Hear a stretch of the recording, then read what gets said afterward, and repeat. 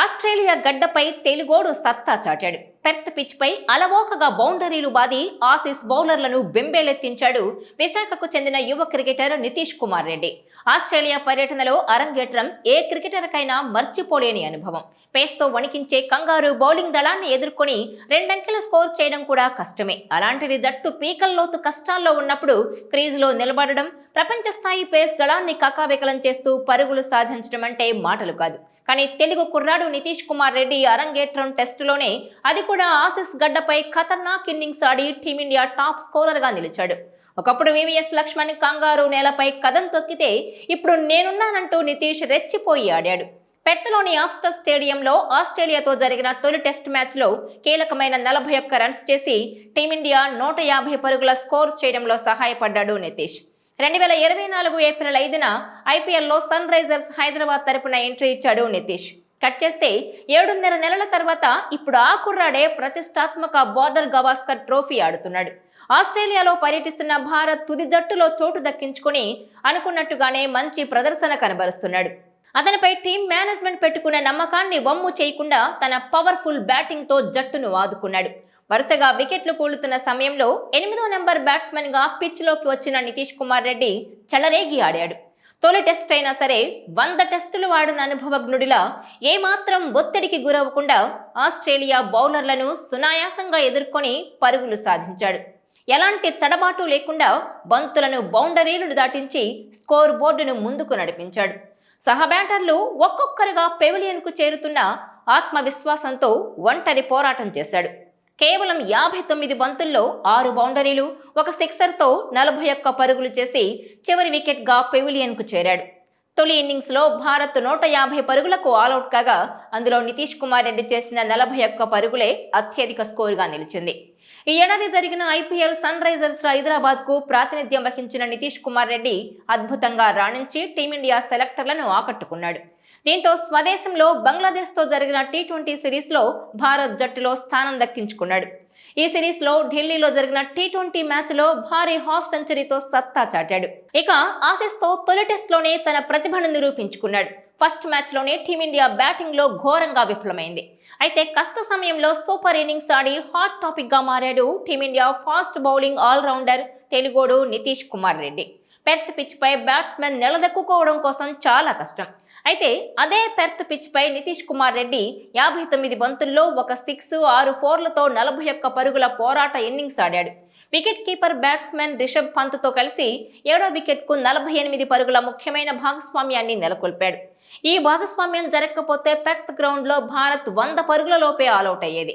అయితే నితీష్ మెరుపు ఇన్నింగ్స్తో జట్టు 150 పరుగుల స్కోర్కు చేరుకుంది. Nitish Kumar Reddy fast bowling allrounder. Lower ఆర్డర్లో బ్యాటింగ్తో పాటు అద్భుతమైన ఫాస్ట్ బౌలింగ్లో కూడా సత్తా చాటగలడు. క్రికెటర్ అవ్వాలనే కలను నిజం చేసుకున్న నితీష్ కుమార్ ఆరంభం నుంచే అదరగొడుతున్నాడు.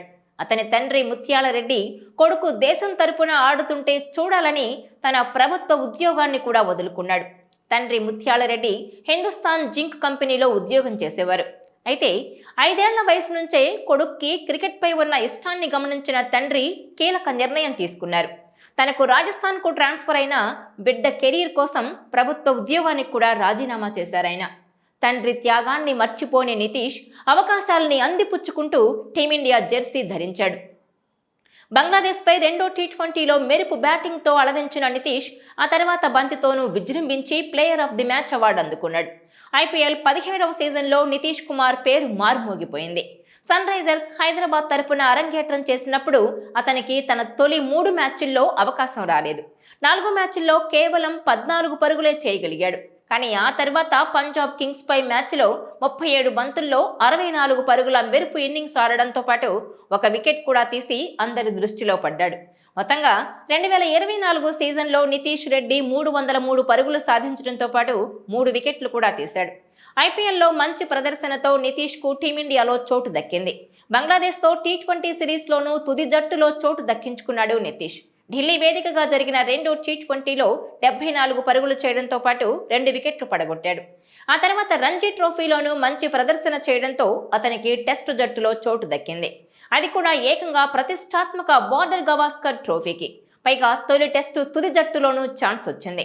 నెట్ సెషన్స్లో నితీష్ బౌలింగ్ బ్యాటింగ్కు మెచ్చి మేనేజ్మెంట్ అతనికి తొలి మ్యాచ్ తుది జట్టులోనే అవకాశం ఇచ్చింది. ఆ అవకాశాన్ని సద్వినియోగం చేసుకున్న నితీష్ పెర్త్ టెస్ట్ మొదటి ఇన్నింగ్స్లో కీలకమైన 41 పరుగులు సాధించాడు. దీంతో అతనిపై ప్రశంసలు వెల్లువెత్తుతున్నాయి. అయితే ఫాస్ట్ బౌలర్లకు అనుకూలంగా ఉండే పెర్త్ పిచ్పై బ్యాటింగ్ చేయడానికి ముందు కాస్త కంగారుగానే ఉన్నానని, కానీ ప్రధాన కోచ్ గౌతమ్ గంభీర్ సలహా తనలో మనోధైర్యాన్ని పెంచిందని చెప్పాడు నితీష్. దేశం కోసం బుల్లెట్ తీసుకెళ్తున్నట్టుగానే బౌన్సర్ను ఎదుర్కోవాలన్న గంభీర్ సలహా మేరకే తాను ఆడినట్టు చెప్పాడు. ఇక ఈ మ్యాచ్కు ముందు నితీష్ రెడ్డికి క్యాప్ను అందించిన కోహ్లీ అతనికి ఒక కీలక మెసేజ్ ఇచ్చాడు. ఎంతో కష్టపడి ఈ స్థాయికి చేరిన నువ్వు ఇంకా ఎన్నో విజయాలు సాధించాలి. ఎలాంటి టెన్షన్ లేకుండా ఆడు. టెస్ట్ క్రికెట్లో భారత్కు అరంగేట్రం చేసిన ఈ క్షణం నీకు ఎప్పటికీ గుర్తుండిపోతుందని చెప్పాడు. అటు నితీష్ కుమార్ రెడ్డి కూడా తన ఆరాధ్య దైవమైన విరాట్ కోహ్లీ నుంచి టెస్ట్ క్యాప్ అందుకోవడం పట్ల హర్షం వ్యక్తం చేశాడు. చిన్నప్పటి నుంచి కోహ్లీ ఆటను చూసి పెరిగిన తాను చివరకు ఆయన చేతుల మీదుగానే టెస్ట్ క్యాప్ అందుకోవడం ఎప్పటికీ మరిచిపోలేనని తెలిపాడు.